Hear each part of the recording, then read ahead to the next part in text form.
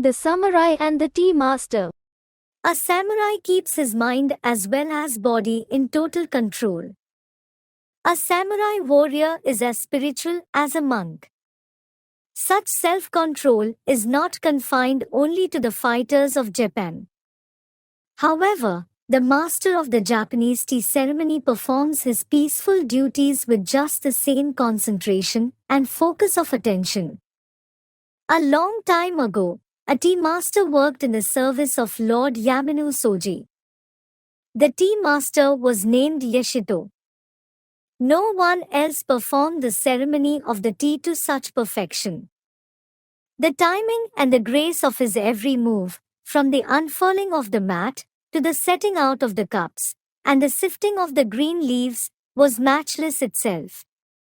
His master was so pleased with him, that he bestowed upon him the rank and robes of a samurai warrior.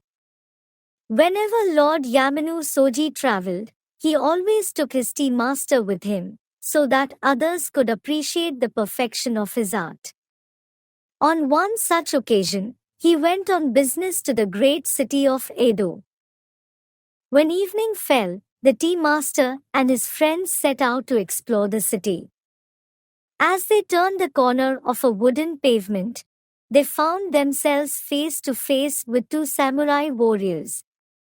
The tea master bowed and politely stepped back to let them pass. One of them went by, but the other one with a long heavy sword and a scar on his face stood on the way. His eyes pierced through the tea maker's heart like an arrow. He was confused why the fellow who dressed like a samurai had willingly stepped back. What kind of warrior was he? He looked him up and down. He could not find broad shoulders and the thick neck of a man of force and muscle. His instinct told him that the stranger was not a soldier. He was an impostor who by ignorance or impudence had donned the uniform of a samurai. He snarled, "Tell me, O strange one, where are you from and what is your rank?" The tea master bowed once more and said, "It is my honor to serve Lord Yamanoe Soji and I am his master of the way of the tea." "A tea sprout who dares to wear the robes of samurai," exclaimed the rough warrior. The tea master pressed his hands together and said, "My lord has honored me with the rank of a samurai and he requires me to wear these robes."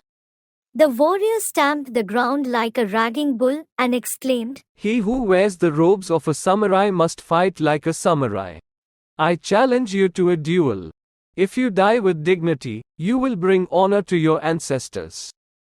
And if you die like a dog, at least you will be no longer insult the rank of the samurai." By now, the tea master became so nervous that he imagined he could feel the edge of the samurai blade against his skin. He felt as if his last second on earth had come.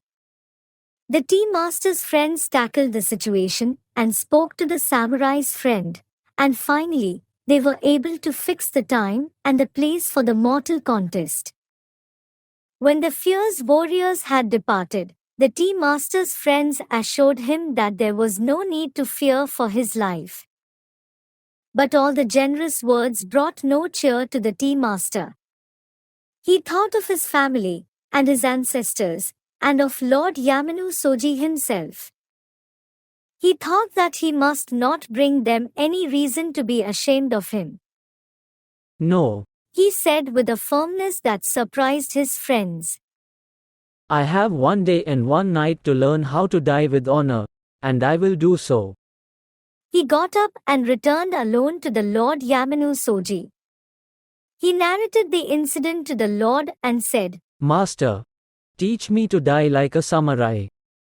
But the Lord Yamano Soji, the master of fencing, was a wise man, and he had a great respect for the master of the tea ceremony, so he said, "I will teach you all you require, but first, I ask that you perform the way of the tea for me one last time."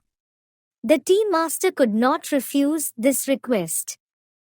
As he performed the ceremony, all traces of fear seemed to leave his face. He was serenely concentrated on the simple but beautiful cups and pots, and the delicate aroma of the leaves. There was no place in his mind for anxiety. His thoughts were focused on the ritual. When the ceremony was complete, the fencing master slapped his thigh and exclaimed with pleasure, There you have it. No need to learn anything of the way of death. Your state of mind when you perform the tea ceremony is all that is required. When you see your challenger tomorrow, imagine that you are about to serve him tea. Salute him courteously, express regret that you could not meet him sooner, take off your coat and fold it as you did just now.